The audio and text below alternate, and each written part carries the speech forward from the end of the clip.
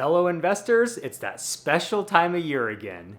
The time where we finally stop debating who has the best portfolio and we come together on something we agree on: minimizing our tax bill. The IRS just released the 2026 tax brackets, and there are some solid changes ahead, especially if you're a single filer. In this video, we're going to break down the brand new 2026 federal tax tables, look at how capital gains and qualified dividends fit into the picture, and walk through a clear example showing you exactly how these updates impact you as an investor. Our tax system is simpler than most people realize. Lock in for this one, because the more we can save on taxes, the more we can invest. And that gets us closer to all of our goal: time freedom. If you're new to the channel, welcome. My name's Jeff Teeples, and here we aim to grow your wealth with simple, time-tested solutions. Please boomstick the like button, subscribe if you haven't already, and drop me a comment below with anything that comes to mind. You know what time it is. Let's grow. The U.S. progressive tax system. Before we jump into the new numbers, it's important to understand how the foundation of the U.S. tax system works, because a lot of people still get this part wrong. The United States uses a progressive tax system, which means that every taxpayer pays the same rate on the same slice of income, regardless of how much they earn for the year. One of the biggest misconceptions I hear is from people that think they got screwed because of a bonus or a raise that pushed them into the next tax bracket. They're worried that all of their income suddenly got taxed at the higher rate, but thankfully, that's not how it works. Only the dollars above the bracket cutoff get taxed at the higher rate. Everything below that line is still taxed at the same lower rate as before. If one person makes $57,000 a year, and the person next to him makes $1 million per year, they both are taxed identically on the first $57,000. We all benefit from the lower brackets on the way up, and that's the beauty about our progressive tax system. Next time you get that year-end bonus, remember, it might nudge a portion of your income to the next bracket, but it doesn't retroactively change the rate on what you already earned. And because inflation pushes our wages higher over the years, the IRS adjusts the thresholds of each tax bracket to prevent what is known as bracket creep. That's when inflation alone would otherwise push people to higher tax brackets, even though their real buying power hasn't changed. With that foundation in place, let's dive into the new 2026 tax brackets to see what's changed. Federal tax tables. The income limit increases were a bit all over the map this year. The IRS raised them anywhere from 2.28% to 6.9%, with single filers seeing the largest jumps. Let's hop over to my screen and walk through these 2026 tax tables. We'll look at how each of the 7 tax brackets shifted and talk about what that means for your income. We bounced out to my spreadsheet, and I have a table here for the 2 most common filing statuses, and that's single filers and married filing jointly. And you can see I also have a little standard deduction table here, and we'll get there. So we'll begin here with the single filers table, and we'll start here with the tax rate. All 7 tax brackets remain the same as last year. We have the 10 and 12%, 22 and 24, and 32, 35, and 37. So it's the same 7 brackets. And I should mention that the tax cuts did get extended beyond 2025 with the One Big Beautiful Bill. These are now the standard tax rates indefinitely until the law changes. There's no longer an expiration date, and that is a good thing for us tax filers. So you can see the current year that we're in, that we're going to file in early 26, is listed here. And then the new ones that were just announced are the 2026 brackets that we'll file for in early 27. So I have this year's, this coming year's, and then the percentage change column here. And you can see that single filers in the 10 and 12% bracket got a very nice 6.9% increase. I really do like that the people that need the most help got the biggest bumps. I think that's really important instead of giving more to the people that are already well-to-do. But for single filers, even those of you in the 22 and through the 35% bracket, another very nice jump of 5.1% each. With inflation being, I believe, 2.9% in the last calendar year, or somewhere right in there, these are very generous increases, and they'll make an impactful difference on whether it's just your ordinary income, your Roth conversion strategies, taking income in retirement, and things like that. And then jumping down to the married filing jointly, not quite as generous, but still the 10 and 12 percenters got a nice little increase of about 4%, and that's huge. Again, I think these brackets that have people in more need deserve these higher ones. I do like that. And then we actually came in just under inflation, unfortunately, from the 22, 24, 32, and 35% tax brackets. These are the new income thresholds for each marginal tax rate. And then when it comes to standard deductions, single and married got the same measly 2.2% increase. So if you're married filing jointly, it went from 31.5 to 32.2 thousand, and for single people from 15.7K to 16.1K. And this is essentially your 0% tax bracket. So this comes into effect before you even get to the 10% bracket. In essence, your first 32,000 is taxed at 0% if you're married, and then the next 24.8K is taxed at 10%, and then you go up to 100,000 and so on and so forth. So standard deduction is huge, because if you don't itemize, which most people don't, this is your 0% tax bracket. And we'll get into that in the example. And then before we get back to the video, I want to show a quick example of the progressive nature of our taxes. And again, this is a 2024 example. I think I used it last year as well. Don't worry about the specific thresholds, but just for logic's sake, a single filer that earned $50,000 back in 2024 would have the following taxes. And again, this is after the standard deduction. So technically the beginning zero, but in that 10% bracket,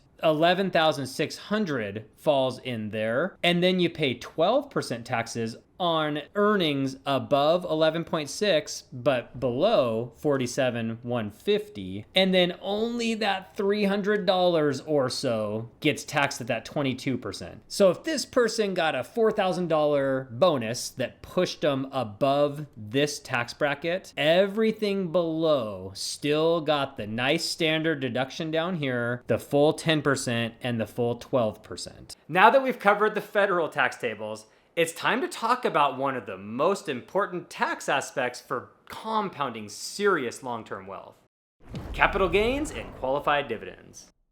Capital gains are simply the profit that you make when you sell an asset for more than you paid for it. This includes not just stocks and ETFs, but also bonds and cryptocurrency, real estate, cars, boats, collectibles, pretty much any asset that increases in value. There are two types of capital gains: short-term and long-term. To qualify for the lower investor-friendly tax rates, you need a long-term gain. A gain is considered long-term if the asset is held for more than 1 year before selling. If you sell in less than a year, it's a short-term gain and is taxed as ordinary income at your marginal tax rate. If you're selling for a profit, it often pays to wait for that 1 year mark. Long-term capital gains and qualified dividends are once again taxed at 0%, 15%, or 20% depending on your income.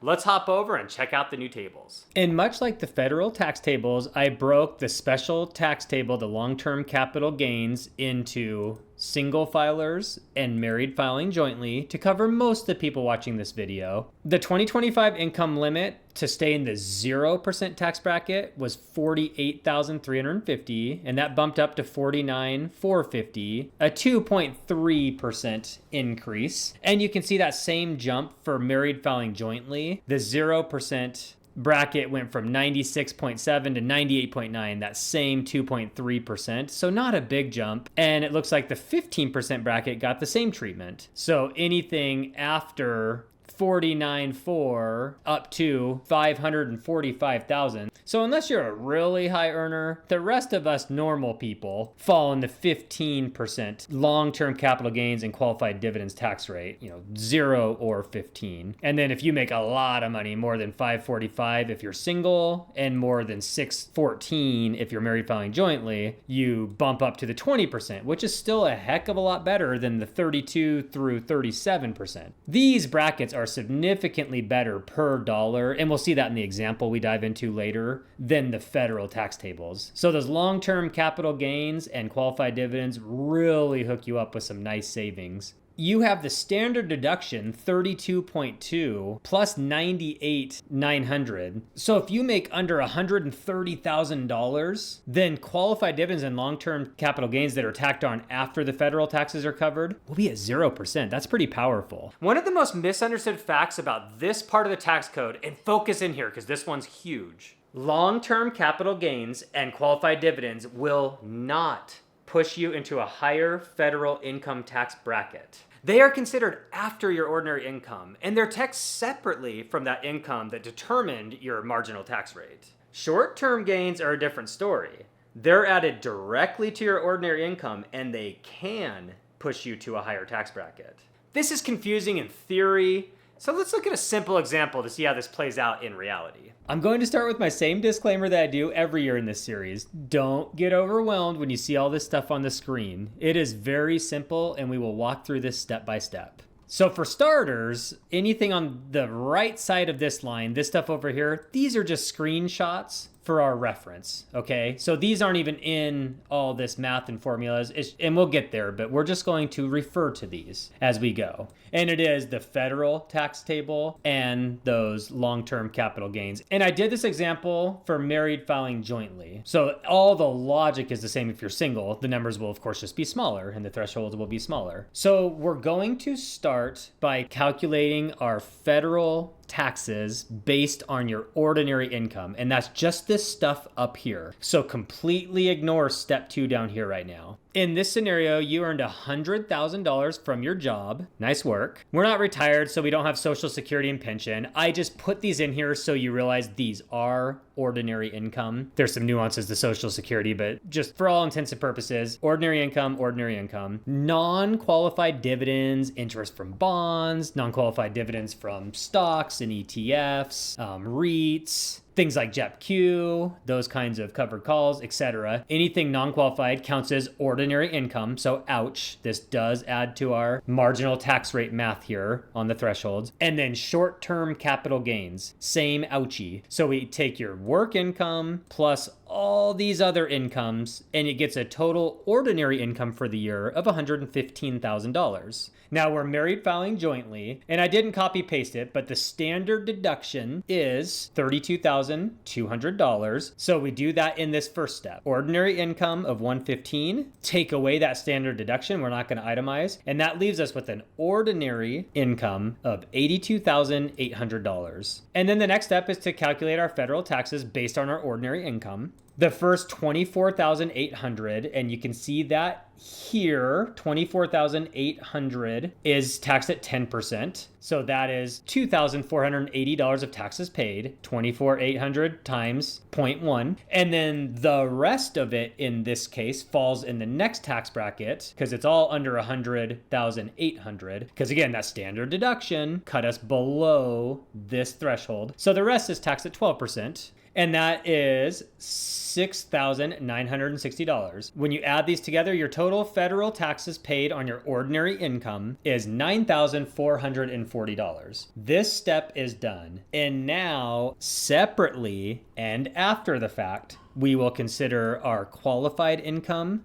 which is, in this case, qualified dividends and long-term capital gains. And it looks like we had $50,000 of qualified income. So we're going to carry that over to here. And now I highlighted this next part in yellow. You need to pay attention here. The taxes have already been paid on your ordinary income, okay? But you have to drop this amount, the $82,800 of taxable ordinary income, down to the capital gain section strictly for threshold calculations. So I need to reiterate, we do not pay more taxes on this. This is strictly being considered because it does count towards the thresholds of qualified, okay? That's very important. So don't think you're getting taxed double on this. I didn't point that out with enough emphasis last year and it confused some people. So strictly for the threshold calculation, we drop down this ordinary income, but the taxes are paid and done. So with that said, it looks like our qualified income of $50,000 and our ordinary taxable income that's already been taxed of $83,000 adds up to $132,800. This is where the ordinary taxable income comes in. You can see that we're on our special tax table, our long-term capital gains and qualified dividends table. The first $98,900 is taxed at 0%. So we used up $82,800 of that because this does count towards the threshold, but we still have $98.9K minus $82,800 for a total of $16,100 that gets taxed at 0%. So that's $0 of taxes on $16,100. Now the rest will fall in the 15% because we're obviously well below 613. So of this 50K, 16,100 was taxed at 0, and the remaining 33,900 is taxed at 15% for a total of $5,085. And at first glance, you might think, well, geez, 15% is higher than 10 and 12. I thought ordinary income was worse than qualified. But you have to remember, any of this that's above the 100,800 would be taxed at 22%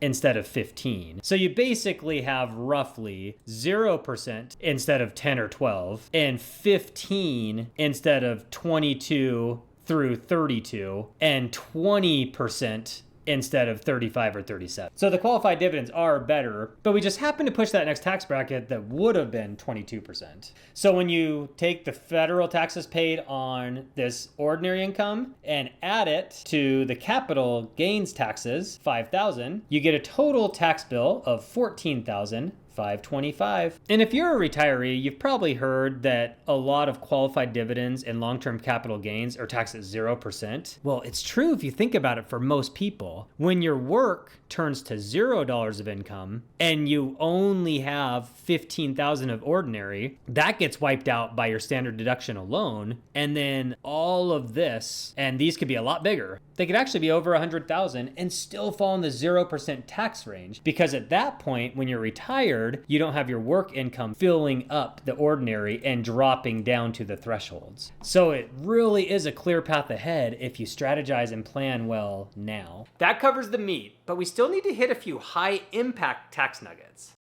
Important tax tips.